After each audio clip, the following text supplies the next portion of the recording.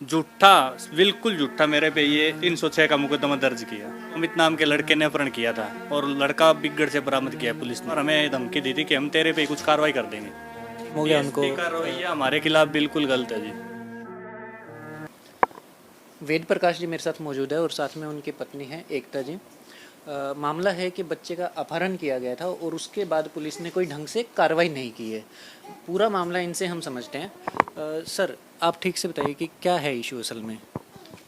Sir ये FIR copy है, 26 तारीख 3/2003 को FIR कटी थी मंडी आदमपुर थाने से।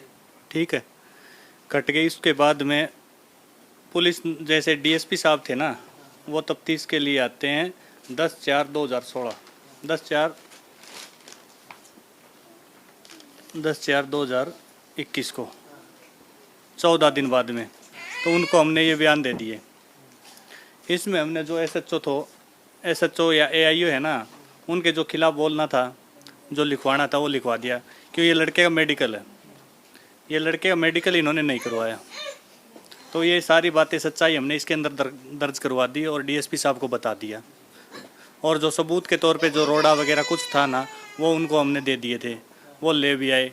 पर वो कुछ दिखाना नहीं चाहते, उन चीज़ों को छुपाना चाहते हैं, क्योंकि वो बच्चे के जो मेडिकल करवाने के लिए वो स्पष्ट पहले ही नाट गए थे।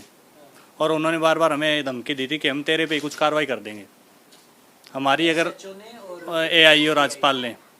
और बच्चा ये जो अभी छोटा एकदम खेल रहा था, हाँ, 1 साल 2 महीने का, उसको अमित नाम के लड़के ने अपहरण किया था और लड़का बिगड़ से बरामद किया है पुलिस ने।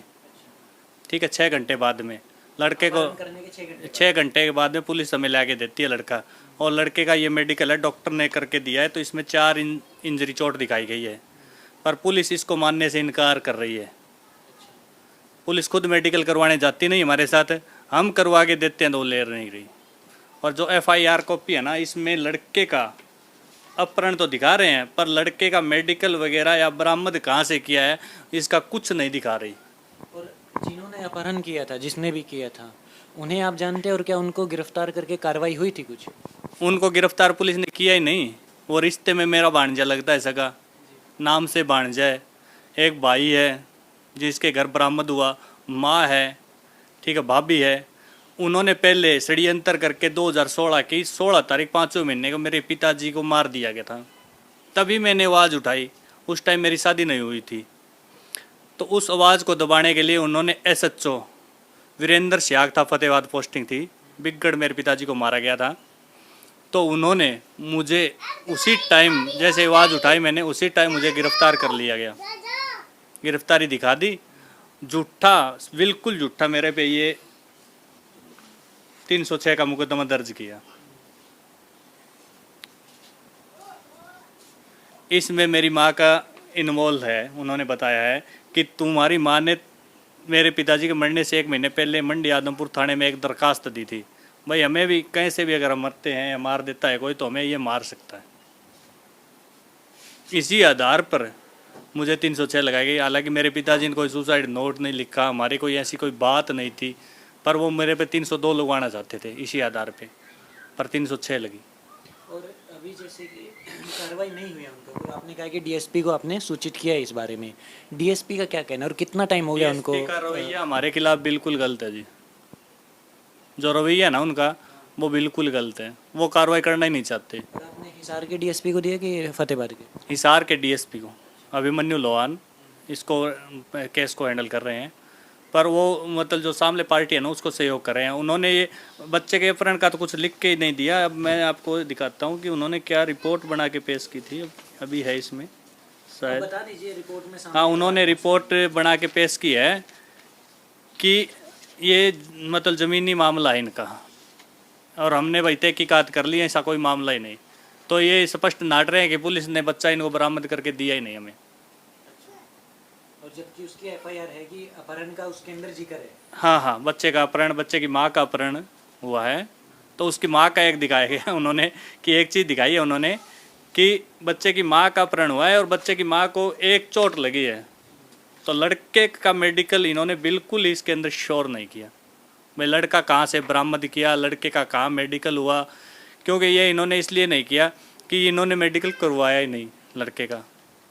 तो ये बिल्कुल इस चीज़ को छुपाना चाहते हैं। अगर इन पे कार्रवाई करती है पुलिस तो AIO SHO पर भी होगी कार्रवाई। लेकिन बचाने की कोशिश। हाँ, उनको बचा रहे हैं। और अब जैसे हम थाने में जाते हैं, अब जो DSP 20 तारीख को आए हुए थे, उन्होंने CM विंडो के लिए हमें बुलाया था, भाई आप साइन कर दो। तो हमने वहाँ हमारे साइन हुए वाइफ के, तो उन्होंने लिख दिया भाई हम इस चीज़ से संतुष्ट नहीं है, इसकी दोबारा।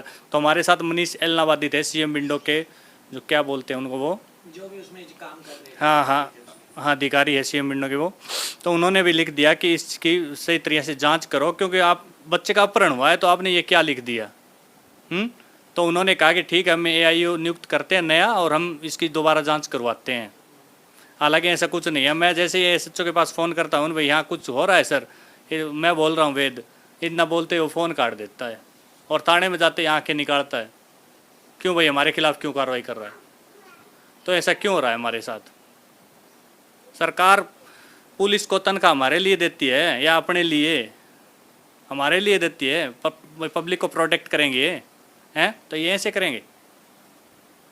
हमें न्याय नहीं मिल रहा सर। मामला बेहद गंभीर है। उम्मीद करते हैं कि जो DSP है इसके ऊपर ठीक से कार्रवाई करे, क्योंकि अगर इस तरह की कानून व्यवस्था शहर के अंदर रहती है और जो सर बता रहे हैं वो सब अगर सही है तो सीरियस मामला है और बाकी के लोग भी सुरक्षित नहीं है इस आधार पर, ऐसे SHO के अंडर में। तो एक बार हम चेक कर लेते हैं कि जब SHO को फ़ोन किया जाता है तो किस तरह का व्यवहार या फिर क्या बात वो कहते हैं। SHO को भी आप मिला रहे हैं। 10:46 को मैंने DSP अभिमन्यु लोहान के पास भी आज कॉल किया था और 10:34 पे मैंने SHO मंडी के पास भी फ़ोन किया था। 2 घंटे की कोई फ़ोन नहीं उठाया और अब कर रहा हूँ।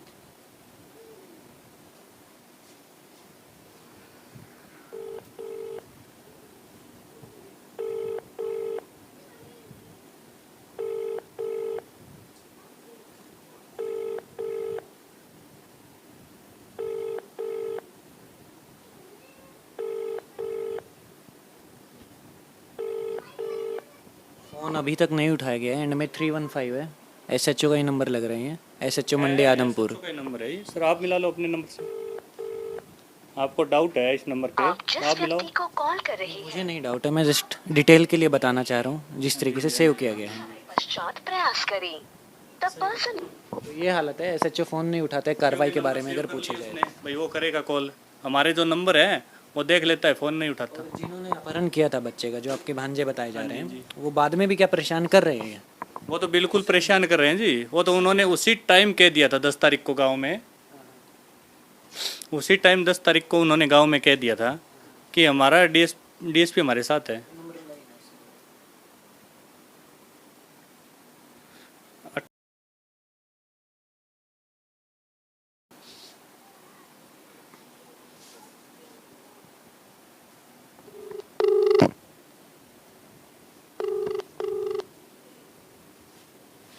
संदीप शिवराणा जी SHO।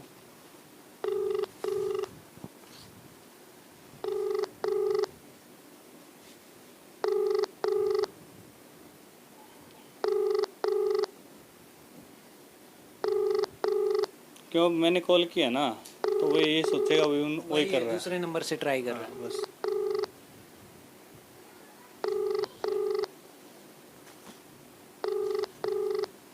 अब वैसे भी जैसे हमारे साथ कैसे कोई दुर्घटना घट भी जाए तो इनके पास कॉल करेंगे तो ये तो उठाएंगे ही नहीं। कोई चांस नहीं है। तो ये हालात हैं कानून व्यवस्था का शहर के अंदर। उम्मीद करते हैं जो मैंने इनसे बात की थी, एक बड़ी बात बताता हूँ मैं आपके सामने, खुलासा करता हूँ। जैसे ये CM विंडो के है ना, इनसे बात की थी मैंने, तो इनको कहा मैंने कि मुझे अनिल विज से मिलवाओ, इनसे इनकी कंप्लेंट करते हैं, आप करो। तो उन्होंने कहा कि अनिल विज तो बूढ़े हो गए हैं। ये भाजपा के जो अभी इन्होंने बना रखे है ना, ये बोल रहे हैं सर। उससे क्या फर्क पड़ता है? वो थोड़ी ना खुद अपराधी को पकड़ने के लिए दौड़ेंगे पीछे। यही तो बात है, वो तो दौड़ेंगे तो नहीं, पर उनका रवैया देखो ना। तो उन्होंने कह दिया कि वो तो अभी बूढ़े हो चुके हैं। ये अधिकारी का रवैया है। हाँ, जो इन्होंने बना रखे हैं उनका, तो जो बना रखे हैं वो भी साथ हो गए इनके और ये भी साथ हो गए, तो सब पैसे खा रहे हैं। हम तो गरीब हैं जी, पैसे हमारे। अब तो हम तो इतनी दूर भी आए ना, किसी से 150 रुपये उधार लेके बाइक में तेल डलवा के आए हैं। पैसे लगाने के लिए हमारे पास तो है नहीं। पैसे, और जो सामने जो सामली पार्टी है ना, वो पैसे पुलिस को वैसे उड़ा रही है। उनको एक डीएसपी है, जो वो उनका मतलब रिश्तेदार है, मेरे भाई का ससुर है, चाचेर डीएसपी है। वो पहले मेरे पिताजी का मर्डर हुआ था उस टाइम एसएचओ था, उस टाइम भी उसने उनकी मदद की, और आज भी वो उनके साथ खड़ा है। हमारे साथ कोई नहीं है सर। उम्मीद करते हैं प्रशासन इस खबर को देख करके एक्शन में आए और जो सही इसके अंदर कार्रवाई हो सकती है उसको अंजाम दे।